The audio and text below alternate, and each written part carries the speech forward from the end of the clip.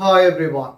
மிக பெரும் சோகமாக இன்று கொழும்பிலே ஒரு ஜனாசா நல்லடக்கம் செய்யப்பட்டிருந்தது. இந்த ஜனாசாவாக நல்லடக்கம் செய்யப்பட்டவர் மனைவி இருந்தும் பிள்ளைகள் இருந்தும் மிக பெரும் கோடீஸ்வரராக இருந்தும் அனாதையாக இன்று நல்லடக்கம் செய்யப்பட்டிருந்தார். உழைப்பு உழைப்பு என அலைந்து தனது பிள்ளைகளுக்காக தனது மனைவிக்காக சொத்துக்களை சேகரித்து வைத்திருந்த நிலையிலும் இவர் முடியாத காலத்திலே ஒரு இல்லத்திலே இணைக்கப்பட்ட நிலையில் இன்று எந்த உறவுகளும் இன்றி அனாதையாக நல்லடக்கம் செய்யப்பட்டிருந்தார். கோடீஸ்வர ஹாஜியார் அனாதையாக இந்த உலகிற்கு விடை கொடுத்த சோகமான சம்பவம் கொழும்பிலே இடம்பெற்றிருந்தது. இது தொடர்பாக பார்ப்பதற்கு முன்னர் நியூஸ் செட் லைவ் யூடியூப் சேனலை சப்ஸ்கிரைப் செய்யாதவர்கள் சப்ஸ்கிரைப் செய்து உங்கள் ஆதரவை வழங்குங்கள்.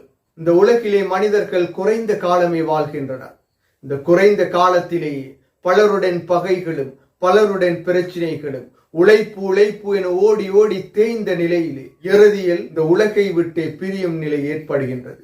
எத்தனை எத்தனை சொத்துக்களை சேகரித்தாலும் இறுதியிலே இந்த உடலை இந்த மண்ணை உண்ணப் போகின்றது என்ற பதிலுக்கு அமையவே இன்றும் சோகமான ஒரு சம்பவம் இடம்பெற்றிருந்தது. அனைத்து ஆண்களுக்கும் மிக பெரும் சமர்ப்பணமாகவே இந்த சம்பவமும் பதிவாகி இருந்தது. குடும்பங்களுக்காக ஓடி ஓடி உழைக்கும் பலருக்கு மத்தியில் ஒரு சிலரின் நிலை இவ்வாறு சோகமாகவே முடிகின்றது.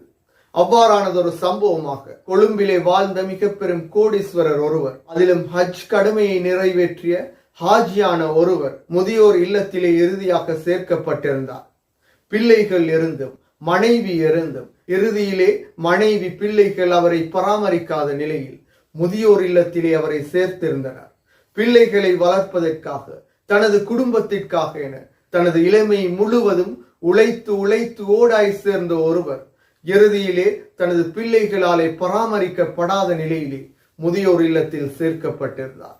அதிலும் மிக பெரும் சோகமாக இன்று அவர் உயிரிழந்த நிலையில் கோடீஸ்வரராக வாழ்ந்தவர் எந்த விதமான உறவுகளும் இன்றி பிள்ளைகள் இன்றி மனைவி இன்றி அனாதையாக்கப்பட்ட நிலையில் உறவுகள் யாரும் கலந்து கொள்ளாத நிலையிலே இவருடைய ஜனாசா என்ற நல்லடக்கம் செய்யப்பட்டிருந்தது. இது அனைவருக்கு மிக பெரும் எடுத்துக்காட்டாக அமைந்துள்ளது.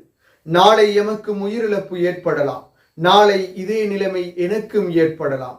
அனாதையாக தமது தந்தையை முதியோர் இல்லத்தில் சேர்த்த பிள்ளைகள், முதியோர் இல்லத்தில் சேர்த்த மனைவி, நாளை நமக்கும் இதே நிலைமை தமது பிள்ளைகளால் ஏற்படும் என்பதை இவர்கள் மறந்துவிட்டனர். நிரந்தரம் இல்லாத இந்த உலகிலே மனிதனுக்கு மதிப்பு கிடையாது, பணத்திற்கு மாத்திரமே மதிப்பு என்பதை இவ்வாறான மிருக குணம் கொண்ட மனிதர்கள் காண்பிக்கின்றனர்.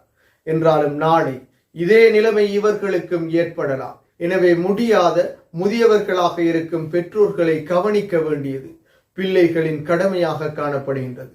இவ்வாறு அனாதைகளாக அவர்களை வீதிகளிலும் முதியோர் இல்லங்களிலும் விடுவார்களாக இருந்தால் நாளை இதே பிள்ளைகளுக்கும் இறுதியில் இவ்வாறான நிகழ்வுகளே ஏற்படும். அதனை ஒருபோதும் யாரும் மறுத்துவிடவோ மறந்துவிடவோ கூடாது. இன்று இந்த மனிதருக்கு ஏற்பட்ட நிலைமை நாளை அவர்களுக்கும் ஏற்படலாம். எனவே பெற்றோர்களை பிள்ளைகள் இறுதி வரைக்கும் கவனித்து எம்மை குழந்தைகளாக இருக்கும் பொழுது பெற்றோர் எவ்வாறு கவனித்தார்களோ அதே போன்றே தமது பெற்றோர்களையும் பிள்ளைகள் கவனிக்க வேண்டும்.